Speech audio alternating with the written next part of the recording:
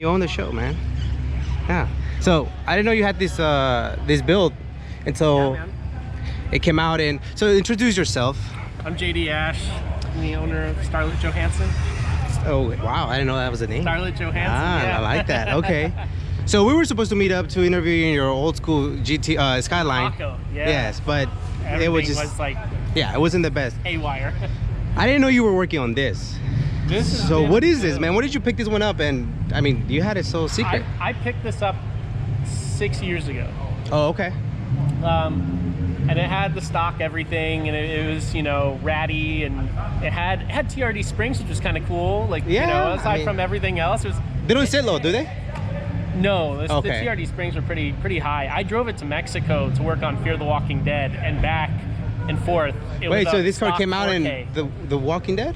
No, it wasn't. I was working on it. Oh. I was doing dailies. You drove it over there? And editing and stuff. Yeah, so Oh I drove it all the way down and back, and it had a sunroof. It was like a makeshift sunroof, and it was terrible. And it leaked. It was like awful. So I brought it to my buddy at Empire Fabrication. I was like, I just want a sunroof delete. And one thing led to another, and him and I just like legitimately spiraled out of control. So is there a Starlet that doesn't come with sunroof? Like the lower trims? All of them didn't. I think there was one that came with it, and it was like, it's super rare to find. Mine, it was just a makeshift one. It was like cut in. So you just didn't, okay, gotcha. So it was terrible. It leaked. It was awful. And I literally, all I wanted when I went over to my fabricator was sunroof delete. And as you can see, he did an amazing job. It followed all the lines. But then I was like, you know what? I kind of want a 4AG and 4AG in my Starlet.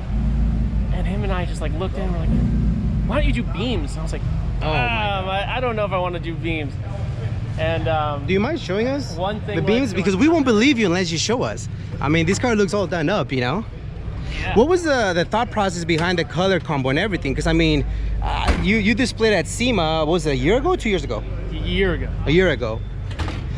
Oh, this is gonna be a treat for all of us. Wow. So, yeah, one thing led to another, and we went beams. This is, yeah, this no longer has to do with the sunroof, I don't think.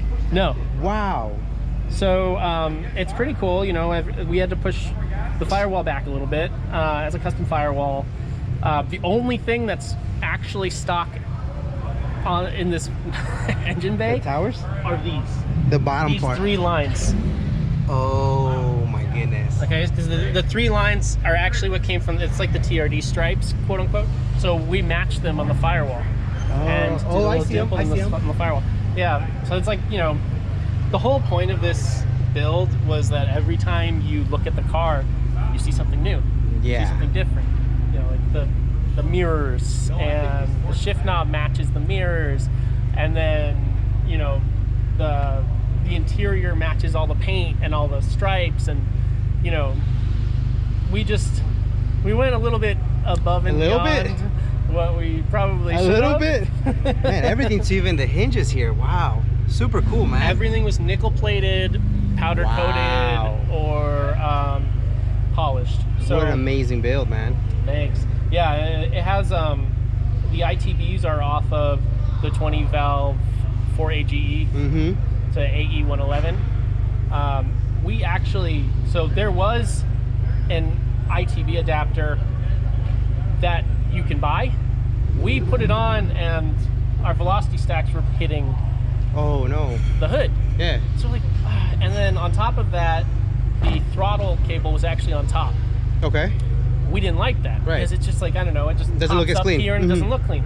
So we actually redesigned the ITB adapter to have the right angle and to have the throttle cable underneath. Why do I feel like that sounds like a pain?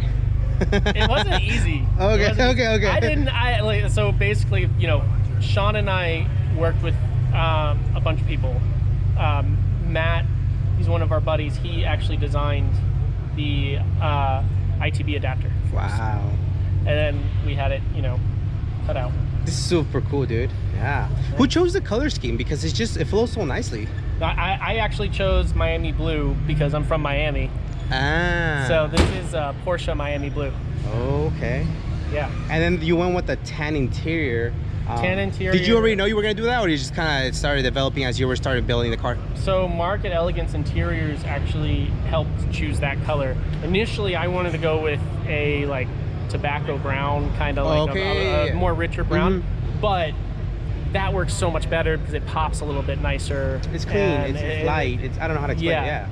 Okay. Yeah. So you know, with the colors, it flows a little bit better. If we were gonna go green, and if we went green, the darker brown would have worked better. But with this blue that pops so so it's beautiful, man. You know, it's such a perfect color for like a classic car, and it's weird because it comes on the modern day Porsches. You know, obviously we tweaked the color a little bit, but nice. Yeah. And then the stripes are the you know, the TRD. The TRD stripes. Gotcha. Giving that, you know, heritage. Yep. Yeah, I love the black grille as well, man. I mean, all the little touches that you did. Wheels, suspension. Tell me a little bit about them because they're so pretty. It's T3 suspension. Okay. All around. We have the front kit, coilovers. We actually worked directly with them to put 13-inch, or put the Willwoods under the 13-inch wheels. Ooh. So that's very difficult. 13-inch doesn't give you a lot of clearance. No, and you can see it clears pretty perfectly. Can't even. Wow. Yeah. So many details you can't even see. Okay. Yeah, there's a lot. There's a lot to the car. It's a pretty insane build. yes, that definitely I would agree.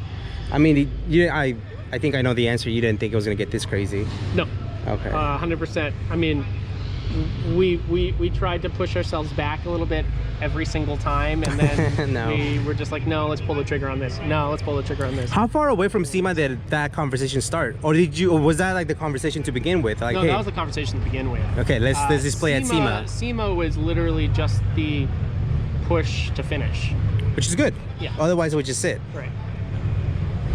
Gotcha. Yeah, and then you know, now it runs and it's great and it drives beautifully, and you know, it's fast. It's fast. Not slow.